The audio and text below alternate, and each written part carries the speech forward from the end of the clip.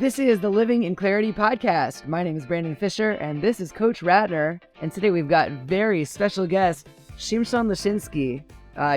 Shimshon, you are a food and lifestyle reviewer, and we are so honored to have you on the show today. Thank you so much. I'm also excited. It's my first ever podcast. And What? Yeah.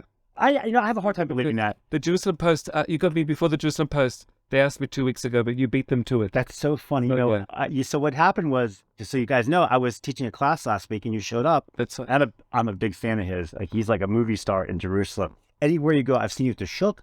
People are stopping on the street for selfies. It's like you're a movie star here. Thank you so much. I appreciate it. I'm doing my best. You know? And you hit some sort of nerve. The way you're a food blogger. You go to the restaurants and you give unbelievable reviews, and it's so honest. And so I think the people love you is that you're so genuine. Thank you. I appreciate it so much. But you and we also had an argument about how much cheese should be on our pizza. I know. You know, you were happy, and I walked out a little bit frustrated that I didn't get enough cheese on my pizza. So it's always different opinions, you know. But dude, just so you know, we were at La Piedra, right, in Jerusalem.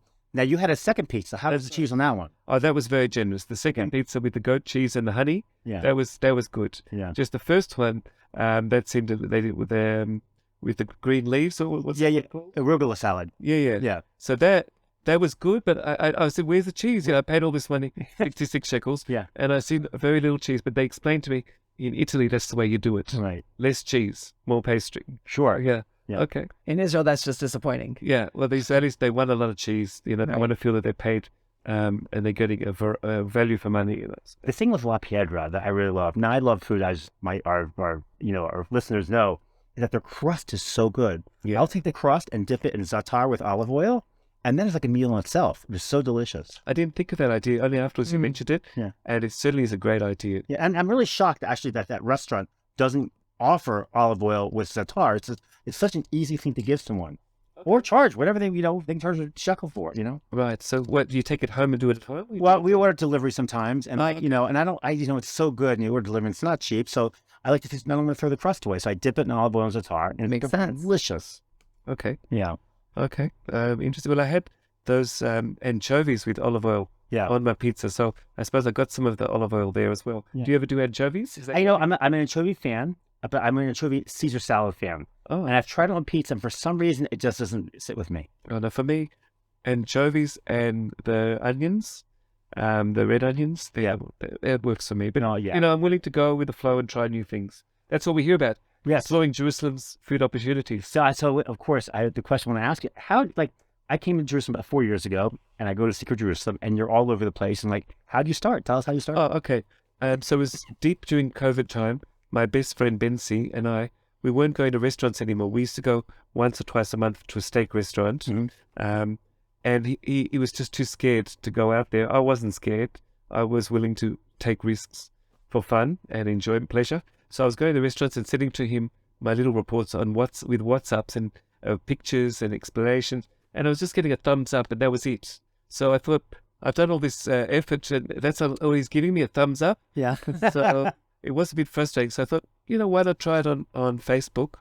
And suddenly I'm doing it on Facebook, and I'm getting dozens and dozens, hundreds of likes within an hour. Yeah. Comments, and it's all just kind of, it's going snowballing out of control. And I think, wow, people like this. I think I'll do another one. So, and I found out what people really like. They always have their own favorite falafel place or shawarma place or hummus place. Everyone's got their pet thing that you can't say anything bad about their place or you get in trouble. Oh, that's very interesting. I noticed all your reviews look at the positive, every part of it.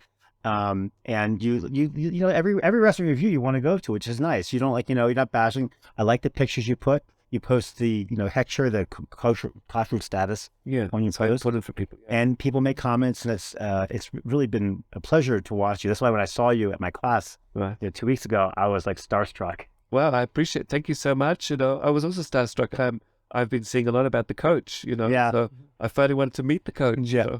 And so it's true, guys.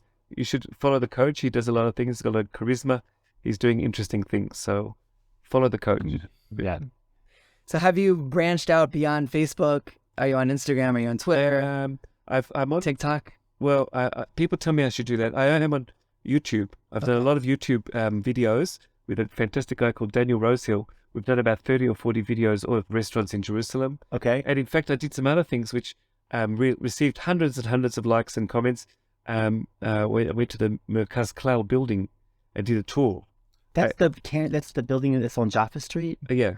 That's like empty. No, people think it's empty, but it's not. There's a lot going on there. And I did a few tours of that. I did one tour and a video, and that really was exciting. I showed all the exciting things that people never knew about. Like there's 8 photocopy machines from the 1980s that haven't moved.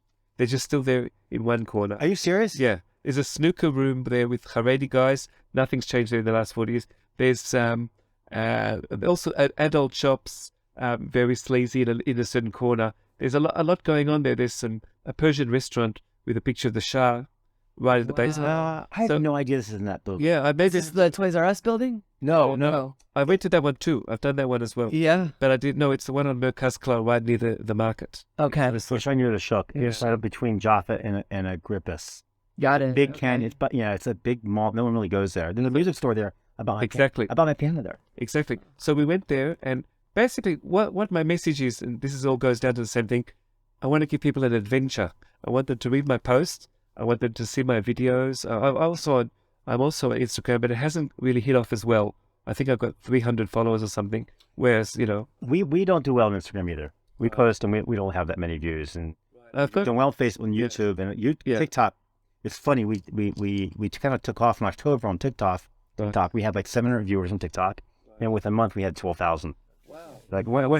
Yeah, Subscribers, not just viewers. No, we had one video. We had one video short. 2 million views. Wow. Well, you know what? Maybe even this interview, you can do it a TikTok version as well. We're definitely going to. We're going to. That could be fun. So that'll be my first TikTok as well. Yeah. Oh, great. But So make an account so we can tag you. Yeah. But basically, I have to take responsibility for my reviews, because I know that I'm going to meet someone the next day, and he's going to say, "Yeah, I saw you ate at that shawarma place," and so I want to be able to say, he spent his 50 shekels and he had a good time, right? Or want to warn him about, because Jerusalem's like a village. Everyone sees everyone. Everyone knows everyone. Yes, right. And so, but I've also got responsibility to the owners. Sometimes the owners of the restaurants are also angry with me as well. Right. So it's a balancing act, but it's fun. I'm here for the fun. I always pay for everything.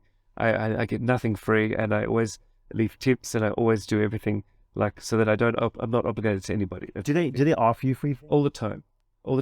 They bring out, they say, here now, so sample a few things. They don't say have a freebie. They say sample a few of our new products or whatever. What do you do?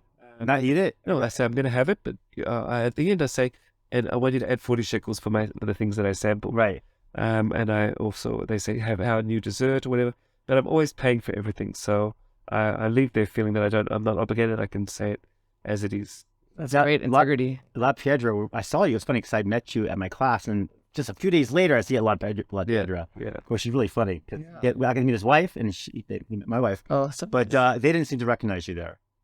No, they didn't. Because it was mainly most of the people who recognize me. No, there's Israelis as well. Because I'm in 10 groups. My main one is Secret Jerusalem, but I'm in also a lot of Hebrew groups, and I'm in overseas American food groups as well. So I've got exposure to about 200,000 people are reading each of my posts. Yeah, just so you know, Secret Jerusalem, when I joined it 3-4 years ago, was about 80,000. I think 122,000 today.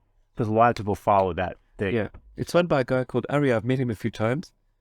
Fantastic. He's sometimes he's very tough. He sometimes removes posts that he doesn't think are appropriate. For you? Yeah. Really? What would it tell us one you to remove? Well, sometimes I'll have to get back to that. But sometimes I can understand his points, sometimes I can't understand his points. But he's the king of Jerusalem. He's running the show there, so I have to play by his rules. Sure. I'll tell you, sometimes I get excited at a place which is outside of Jerusalem. And I write about it, and it's not Jerusalem related, so it goes out. Yeah. Really? Like the number one shawarma place in the world, in my opinion, is in Tel Aviv. Right? Okay. And what's the name of it? 1 second, it'll come to me. But that's the place in Tel Aviv you have to go. It's called like Haleit Sun or something like that. It's called one. It'll come to me in a minute. Okay. Speaking of shawarma, on that topic, there's a gas station right when you enter into Jerusalem, right by the bridge. Yeah, I've been there. It's called the Taimani. And I've heard that's the best in the area. Is that? It's very good. I can't say it's the best, but it's certainly special, and they're generous, and they actually recognize me there. They kept bringing me lots of extra salads and whatever. And man, we should go there after this. I mean, great. Really, we should go there. We probably share something.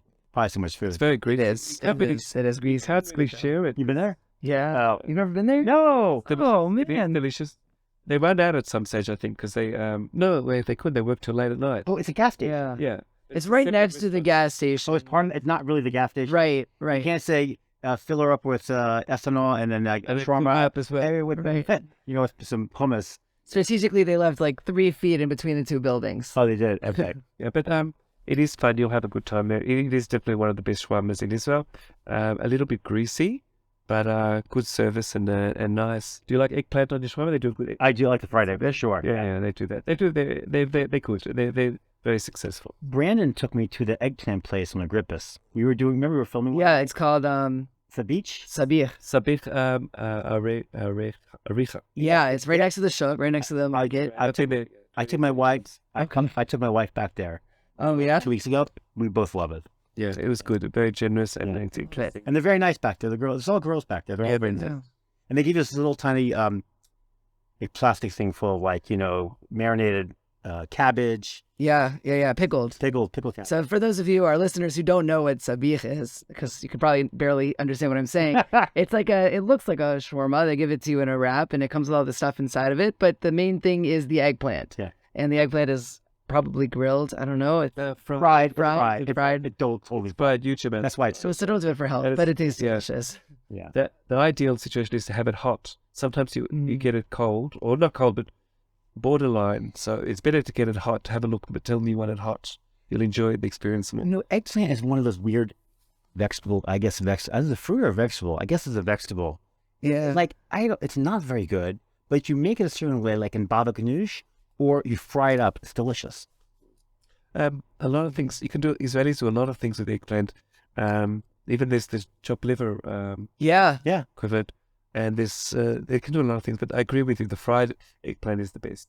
So have you always been critical about the food you've been eating, or have you been a cook yourself? Yeah, I do cook. The best thing that I do is lamb because I come from Australia, and lamb is the number one meat in Australia. Really? Yeah. It's very interesting. So I do a shoulder of lamb in the oven for about 3 hours. That's what I'm thinking because we've got like Norma coming up tomorrow night. And That's I'm thinking, what's going to be on the menu? Should we just have steaks and hamburgers like everyone? Chicken wings, liver? Or should we go for the lamb for a change? And so I'm thinking about the lamb. It sounds like a good move. Yeah, so that's good. I still remember that line from the Greek wedding movie. What was it called? My big fat Greek My wedding. big, and the mother is like interviewing her daughter's boyfriend. They go and she's like, "We're coming for dinner." He goes, "I'm a vegetarian." She goes, "Okay, we'll have lamb." With Yeah. It's one of the funniest lines. Yeah, it is. It's good. I actually met one of them. They were here. One of the actresses was here. I Wow. met them in Jerusalem. So, but that movie is, there's a lot of Jewish actors in it, and I think it was written partly by Jews. It's got a very Jewish. It's a very Jewish. It's all the Italians, Greeks. Yeah. The Greeks are all the same. And Yeah. like same, But but it's. I think the main actress, the mother, is really a Jewish actress. Okay. Playing this Greek mother. I'm not So interesting. Yeah. Wow. So there's a lot of Jewish influence there as well. In fact, one of the actresses, she converted to Judaism, but she is Greek. So yeah, but not the hip. Wow. Do you review movies as well? Yeah, I did.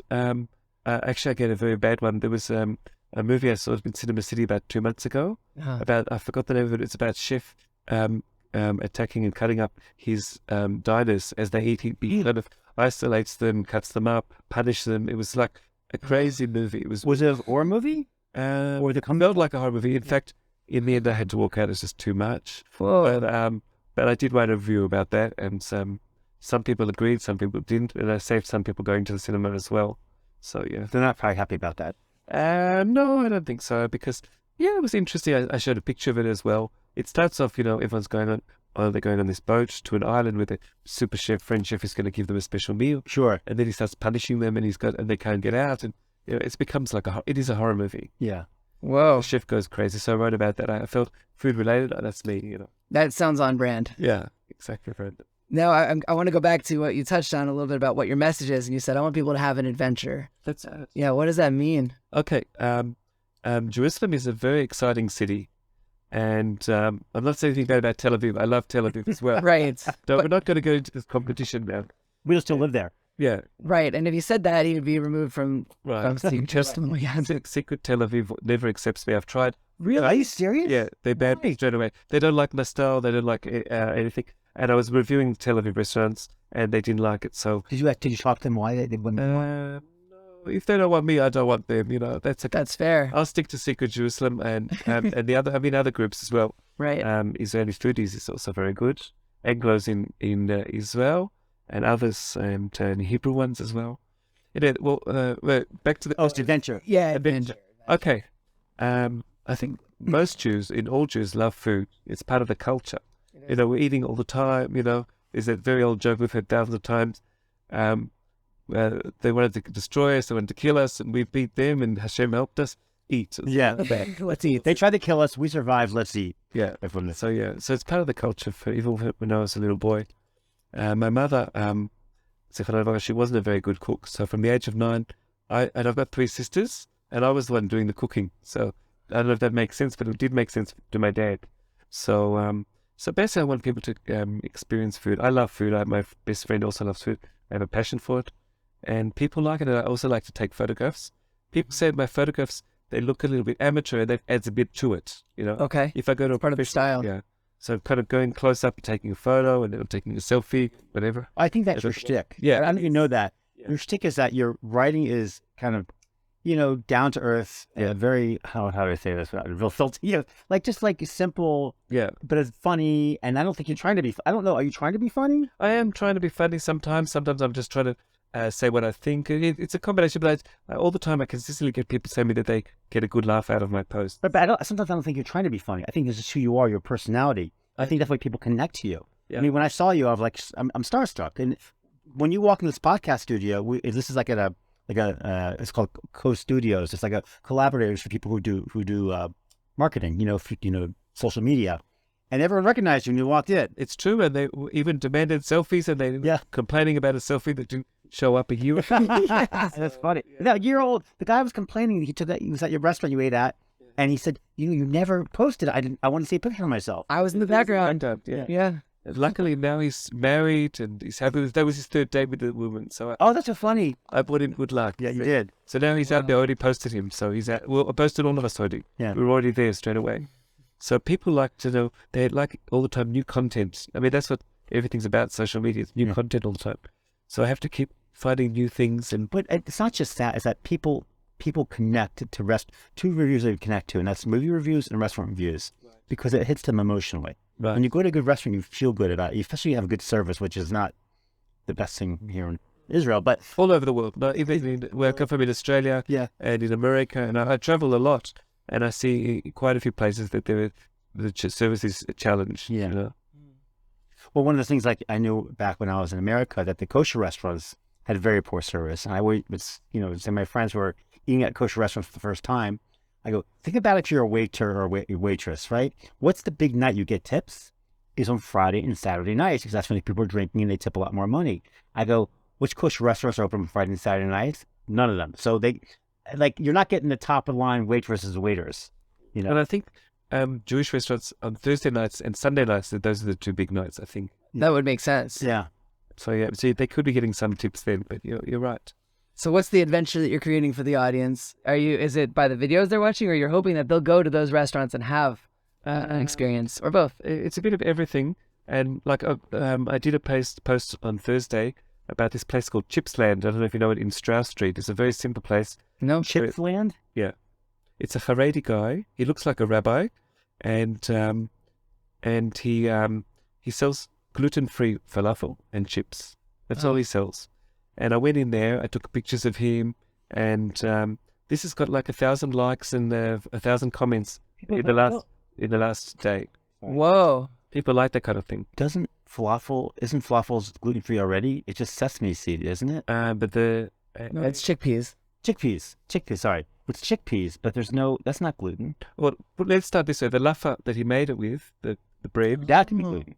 that was gluten-free. That was made from teff, Ethiopian flour, Ethiopian grain, corn and rice. He makes it himself. He's got his own ingredients. And then I think a lot of falafels are watered down with some breadcrumbs of pita, old pita. They say that they put in some of the old pitas to keep it together, because when you do chickpeas, they fall apart. When you grind chickpeas, they fall apart. You have to put something so that Bind it. Binder. So I think some falafel places they put in some of the old pita. They grind it up and put it into the falafel as well. Man, I gotta go. Yeah. So a lot of people were interested, but there were some issues there. There's always issues. I started off, this guy looks like a rabbi. So somebody in America said, maybe you're stereotyping what looks like a rabbi. And he sent a picture of a woman with a short t-shirt saying, I look like a rabbi, So whatever you say, there's always a few people, they've got issues about what you say. Interesting. Which is fun. It makes it more fun. Yeah. I agree. I said, if I had he said a pretty picture of a lady in a t-shirt saying I look like a rabbi. I said, if I had a rabbi like that when I was studying in Shiva, I would have got better than 30%, 7% in my Gemara class. Yeah, anytime you're out there in the public, even doing our podcast, when I'm teaching classes and Brandon's teaching and running trips, you're out there, it's hard not to offend someone. And I try my hardest to, obviously, it makes me much worse because I didn't have a filter. Right. I learned when you start to go in public to speak, I've learned to have a filter, but you're not always going to make someone mad, especially when you're reviewing things. Right. So, and then some people were saying it's very expensive. It costs 32 shekels for his falafel in a lafa.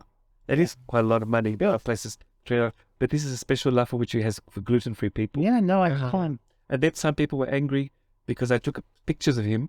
And he's got he really looks like a rabbi. He's got a big bushy beard like this. It's like Chabad beard? Like a Chabad. Yeah. But alas, some people wrote, no beard net. So, no beard net. Beard net. Beard net, right. Yeah. So some people are saying, how can you do that? So, I don't know. I haven't seen people with beard nets in Israel. No, I haven't seen it. There's the level of cleanliness and hygiene is a little different here than it is in the rest. In America, the beard nets, is that a standard? Oh yeah, you have to wear hair nets and beard nets and right. So I would have never thought of that. And they all have to wear gloves. He didn't have gloves either. Some people didn't wear gloves here. No one. But hopefully, and I believe so, he washed his hands, properly, so it's clean. I hope so. And so there were people commenting about that as well. So I just said it as a joke. Well, maybe that adds to the flavor. Do you respond to most of those comments? I respond to everything because I love it. Really? Yeah, I always give them a like or these icons. Yeah. Depends what they say. Some people are angry. Then I give them that concerned look, And I try and answer things as well, yeah. One of the most exciting things that I did Thursday night, there was have you heard about the new Netflix series about the dating scene? Oh, Elizabeth Shalom. Oh, yeah. We had her on our show. Oh, great. Anyway, so they had a launch of that at the Nefesh B'Nefesh in Cinema City. Cool. Wednesday it was night. part of that. Yeah, it was Wednesday night. Yeah, it was Wednesday night, yeah. So, of course, I was there. I was talking to people. I did selfies with all of them. And I wrote about that as well. So that did get hundreds of likes and comments as well in all my groups. And except for Secret Jerusalem, no one was responding. It was getting almost nothing, so I took it down. I take down posts that don't do well. You do? Yeah, I find that there's no point. I think also the algorithm gives you more coverage if you, I think so. Guys, if you're on Facebook, this is my tip. Take down the posts that don't work and keep the posts that do work. And then when the algorithm keeps sending you lots of people, that's what I think happens. I've got no way of proving it. I see when I do a post which gets 200 likes, then the next time it goes to everyone as well. And if I get a post which is 5 likes, then the next day or two, I'm not getting any reactions. So anyway, the bottom line is, I was there, and how did I connect it to food? Because I took pictures of the refreshments that were served there as well. Oh, great! It's funny. I met Elizabeth Shalom and her husband at a Asia Torah conference in 2015 or 16, and we sat at the same Shabbos table. And I remember this because we met her and her husband before Shabbos, before the dinner. He always has this custom of having a can of sardines. Wow! And because I eat sardines all the time, like, oh, that's so funny. I love sardines, and I remember this a long time ago. And then obviously when Fran and I started our podcast, I'm like, we have to get Elizabeth Shalom, which is great. I mean, she's you got to watch that podcast. She's really a lot of. Now we have to have her again. I don't know if we can get her now. She's a movie star. I mean, she's a celebrity in America right now. Yeah. She's doing the same thing that she did in Jerusalem last week in America and a few places. Oh, that's so exciting. Yeah. That is really cool. And by the way, we knew when she was on our show that she had the series. Oh. And we weren't allowed to say anything. Oh, okay. Yeah. Okay. And I was actually invited by one of the contestants there. She's a wonderful woman from Canada. She's one of the participants. And but I could tell that she and the guy, they were walking together the whole time. Cindy, her name is Cindy and Noah. And they're walking, and there was no sparks there. I could see that they weren't dating or anything, But she wasn't allowed to say anything as well. Oh, because the show is this part of the show. Yeah, so you have to see all eight episodes, So yeah. So I did a review of that, and in some of my places it got a lot of likes and a lot of comments, and I like that. I like to be in the middle of the action. I did about 30 or 40 selfies with people that recognized me as well. And so it was, I'm just there for the fun. Really, I'm there for the fun. I could see you like I used to watch Anthony Bourdain. Right. Amazing Shama Avnalia. He spoke to people, and he was a restaurateur and a chef, and then he started cookbooks and eventually got a show, and then he crossed over to CNN and did a show of traveling and eating food. I could see you in that same kind of genre of him, being on a camera and speaking to the camera, and he tried different. I wonder if you considered doing reviews of restaurants and actually doing like live, like videotaping and putting them on instead of just a written review. Like, I'm here trying this, and then you film for half an hour and you make it into 5 minutes. Obviously, you edit it, but it'd be really nice to see you in a live video. Okay. If you look on YouTube and type in Shimshon Leshinsky, you'll find about 50 food reviews where I'm going there with a camera crew. Oh, you do this? But I'm doing it and talking to the people and interviewing them. I always like to go for the personal story, so I have done that one. And the best one that photographed really well is there's a place called Mitzle on Jaffa Street. It's run by Avi Levy. I don't know if you've been there. It's a shawarma place, but he's got Turkish guy there, and he's got a special Turkish slab of shawarma, and we went in and tasted everything, and so I have, and they put in music as well. Why don't you put that? Mitzle. Why don't you put that on Secret Jerusalem? I do as a link. I do Secret Jerusalem, which is my number one group. They don't allow video. Oh, they don't. They don't allow video. Can you put it into the comments? They allow link. No, I could do a link it and then I link it to the YouTube, and I do that. Okay. So we're running out of time. Unfortunately, there are a lot of questions I wanted to ask. I talked all day. Okay. Yeah, I'm not so interested. But let me ask before I let you go. I also want to ask you a question. For sure. What's one of your favorite food places in Jerusalem? Because I want to know, both of you, so send me somewhere that I don't know about, or send me somewhere I've been and I can go again. What do you like in Jerusalem? Go ahead, Brandon. I personally, I took my mom there. I love Ishtabah. Oh, the shuk, yeah, they have Syrian pastries, right? With slow cooked meat. I think it's a really unique place, and it's really, in my opinion, it's really good. I think it's delicious as well. Sometimes the pastry could be a little bit thicker than I would have liked, but I see what you're saying. But the meat there is fantastic. Is there anywhere else that sells anything similar to that? No, it's unique there. Pretty unique. Unfortunately, the owner of the place, he's a well-known food person in Jerusalem, and he lost his son just a few months ago. Oh, no. 28 years old, he was driving to the Dead Sea. I think he had a heart attack or something. Oh, yeah, that was a terrible tragedy. But they continued. I think they had the restaurant closed for a few days, but they continued as business as usual. So, and also he's got another thing about him. He divorced and remarried the same woman again. I've seen that happening before. Yeah? Yeah, I had a rabbi, his wife. Wow. His father divorced his wife. So there's a lot of, I like to always go, when I go there, to find the personal stories. That's important for me as well, rather than just eating the food. So I have two restaurants I want to give you my not reviews on.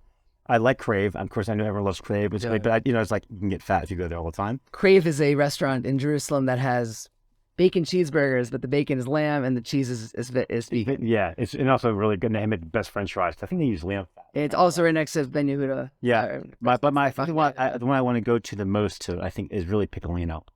Piccolo is a dairy restaurant. They have great pastas, great salad, but the atmosphere. It's just you cannot beat that atmosphere. They have a guy playing. We went a few nights ago. Guy playing the piano, beautiful videos on the screen. You're outside.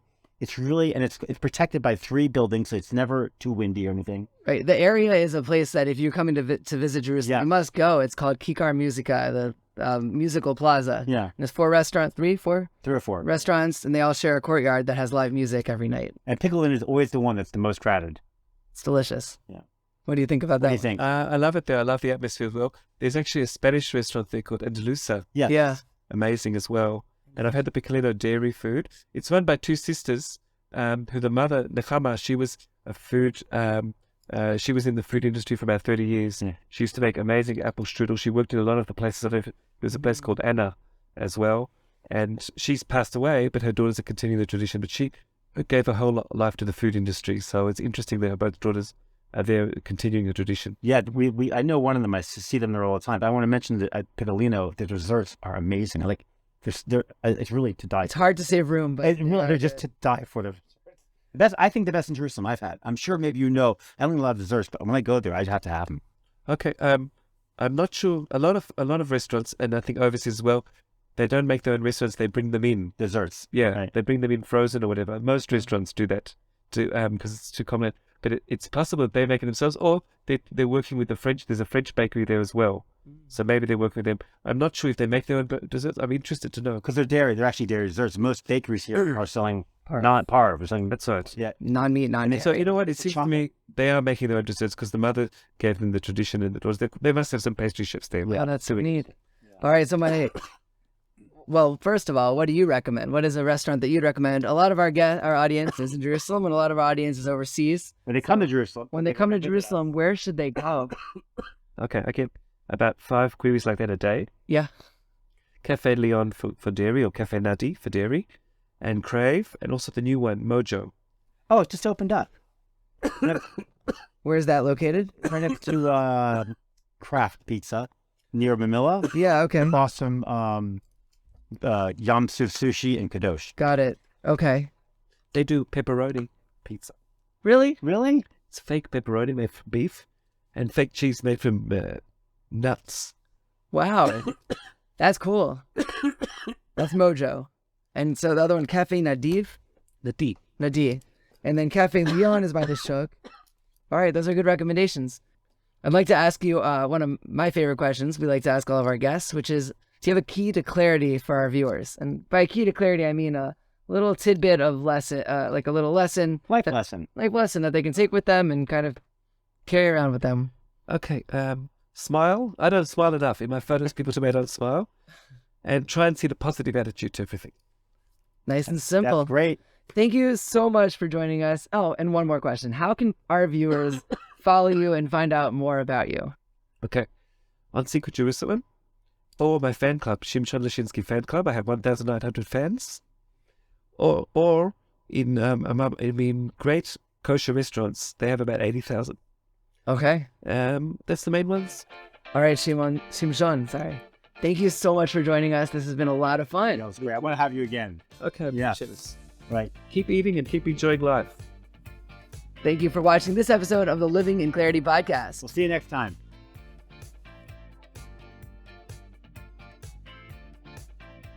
Thanks for joining us on this episode of the Living in Clarity podcast. If you enjoy what you just heard, make sure you like, subscribe, and comment with any suggestions for future episodes. We'll see you next time.